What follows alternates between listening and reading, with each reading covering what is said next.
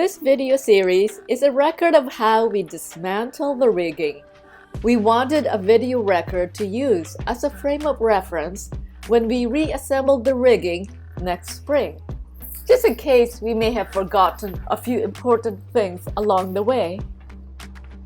In part 1 of the series, we put away the genoa sail, its sheets, and furling line. For today's winter preparation, we took down the mainsail, boom, and the bimini. So what's the plan to bring down the mainsail? Well, it is sleeved on the boom, so in order for me, I can't take it off. I can't unsleeve it from the boom because there's just too much sail on the boom. So I'm going to take it all, remove all the glides from the mast, bring it all down, take it all off, and then afterwards I'm going to have to sleeve it off the boom. I'm going to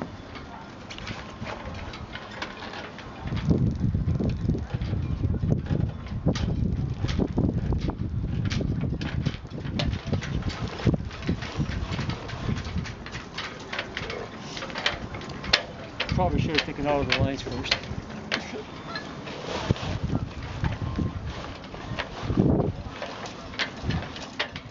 After the mainsail sliders came off the mast, Paolo then removed the foot of the sail from the boom.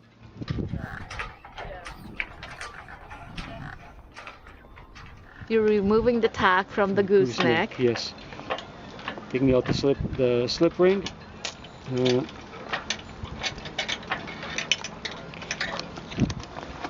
Take out the foot. Once the mainsail is off the boom, we then took out the battens.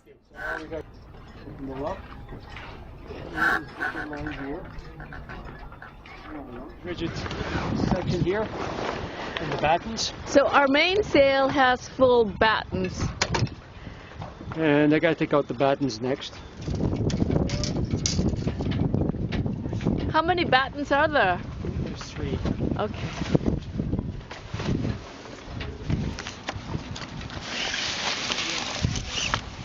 Out.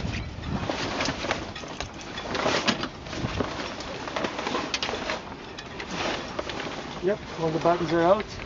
We're going to grab the sail, take it out onto the lawn, and fold it up just like we did on the...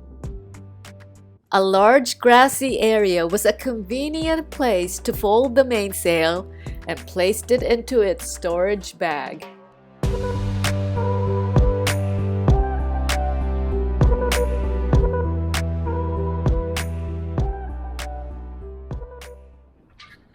Next up was to remove the boom. Main sheet.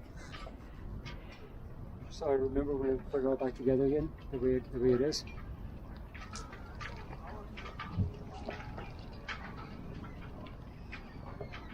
So I'm going to take out, ease off the pressure over here. Ease off the pressure over here. Still tight, so it doesn't boom around too much. It doesn't hit the sail on the head, so it's okay. I'm going to keep the backstay on. That way, when it is connected from the gooseneck from the mast, it will still be supported. And it will flop around.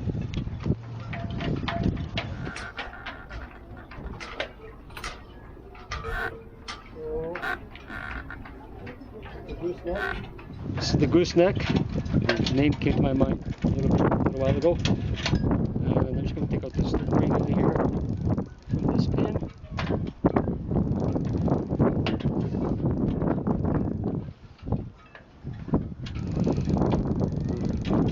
This was kind of interfering with it, but it's okay. I'll manage somehow. Not surprisingly, with all the moving parts required to attach the boom securely to the gooseneck and to the mast, and the mainsail to the boom, it was going to take a little more time and effort to detach it from the mast. Let me tap it out.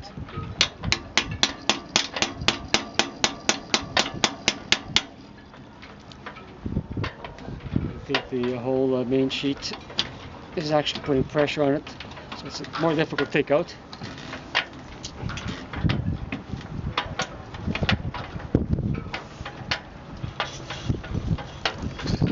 Okay, it's loose. No, it isn't. No, There. there's Now loose it's in it. loose.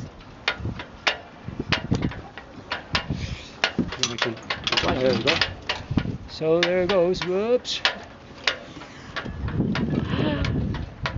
I'm just gonna bring it down. Put this back up on the gooseneck so I don't lose it.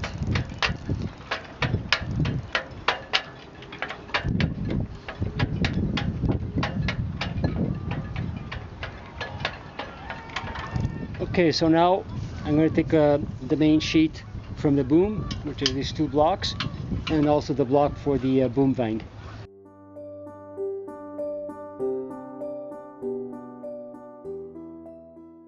That's the outhole. Yeah. So now this Okay. here is the boom vang.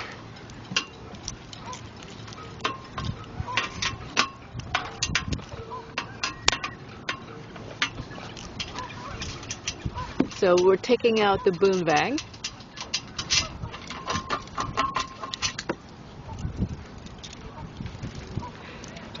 Is there a mark there? Yeah, to show where. But where it goes? Yeah. Well, we got 3 holes on this profile on the boom. So the one furthest closest to the boom is where the boom vang goes, and the other 2 are for the main sheet. Did I say it was light? Yeah. I can pick it up. I'm going to put this aside the boat after. I'm just going to make sure. Let me see this line. So the outhole, I'm going to disconnect. The outhole is attached to the block of the forward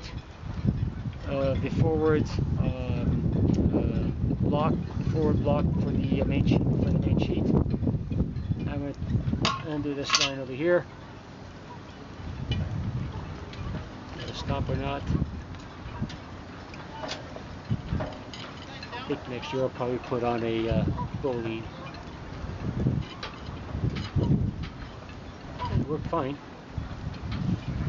We used the outhole when we set up. Once the boom was cleared of the boom vang and main sheet, Paolo neatly tied the remaining lines around the boom and brought it down into the cabin for winter storage.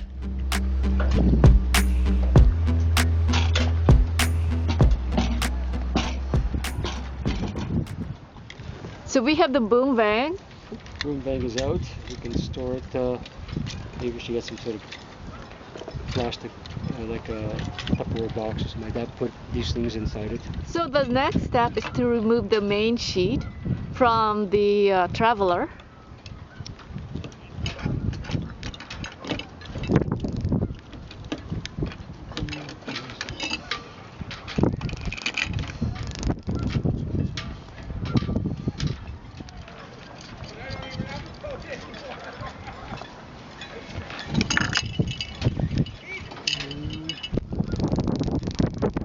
We were going to store the mast separately, so it was important to ensure that the bottom of the mast was clear of any lines or electrical connections.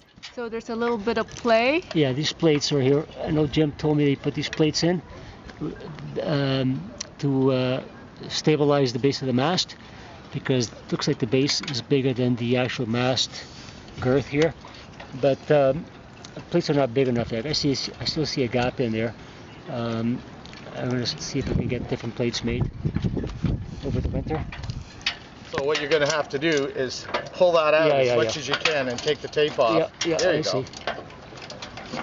Wow. I never thought about doing that, but I don't like this too There much. you go. Okay, so it's joined here. There's a plug. This is a plug. Oh, there you go. Yeah, there is a plug there.